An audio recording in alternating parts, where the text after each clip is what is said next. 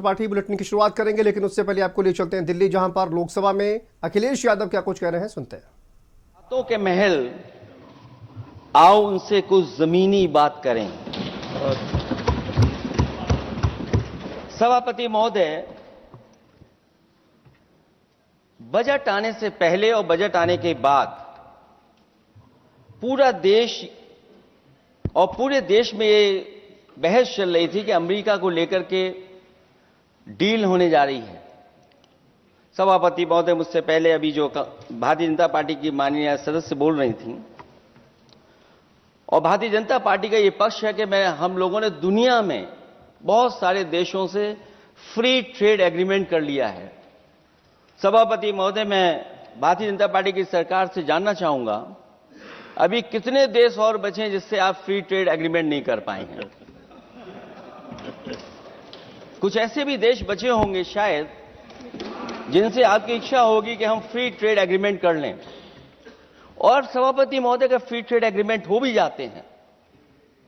जो लोग कभी रुपए के बारे में बहुत चिंता करते थे, कभी कभी उम्र से, कभी कभी दूसरे लोगों के उससे जोड़ देते थे, इतने सब फ्री ट्रेड एग्रीमेंट होने के बाद और अमेरिका से डील नहीं ढील हुई है, उसके बाद हमारा रुपया कहां पहुंचेगा? और अगर यही डील होनी थी तो 11 महीने इंतजार क्यों कराया? अगर यही डील होनी थी सभापति महोदय, तो 11 महीने किस बात का इंतजार था? हमारे कारोबारियों को या हमारे जितने भी उद्योग से जुड़े लोग हैं, उनके साथ ये परेशानी क्यों? बजट पर सबसे पहला सवाल यही है कि डील पहले बनी है बजट।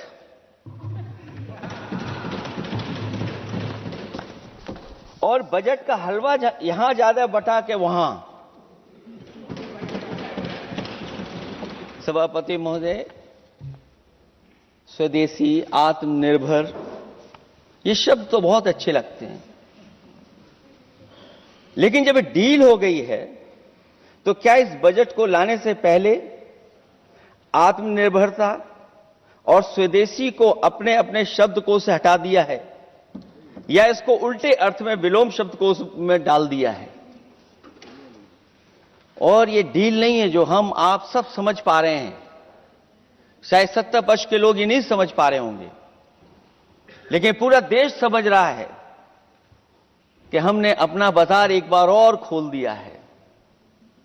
$500 बिलियन का व्यापार एक तरफा, हमारे आत्मनिर्भरता कहां जाएगी? स्वदेशी नारा हमारा कहां जाएगा? हमारे देश की जनता भाजपा से कह रही है कि जहां तक हमें मालूम है डील एक तरफा नहीं होती है। क्या ये बनी वहां पहुंची यहां जहां जैसे कोई एक पक्षी मान रहा हो? जनता भाजपा से यह भी जानना चाहती है कि 0 बड़ा के 18।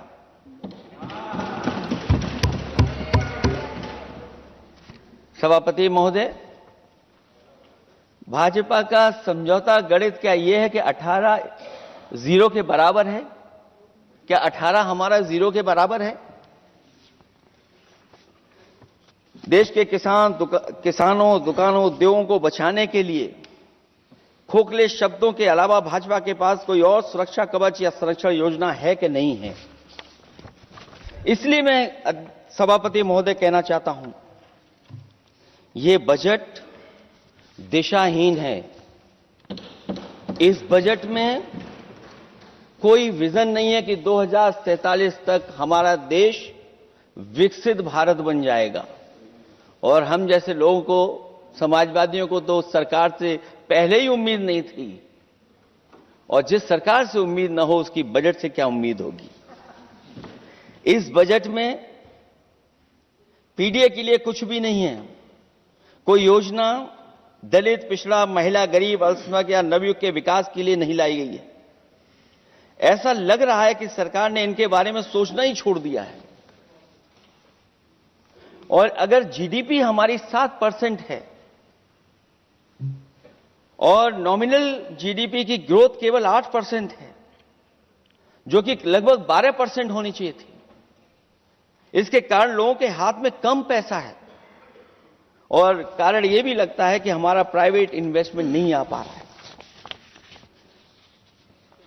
जो लोग ये कहते हैं कि हम प्रति व्यक्ति आय बढ़ा रहे हैं, जो आंकड़े हमारे पास हैं, जो जानकारी हमारे पास है, वो आंकड़ा यही कहता है कि $3000 के लगभग प्रति व्यक्ति आय हमारी है। और अगर हम दुनिया से जब इतना ही जुड़ गए हैं तो 2025 की जो रैंकिंग है, हमारा स्थान 144वां है, 144th है। तो जहां हम इतना 10, 11, 12 साल से हम इतने बजट ला रहे हैं, क्या हमारे पर कैपिटा इनकम लोगों की नहीं बढ़ पाई? श्री रामा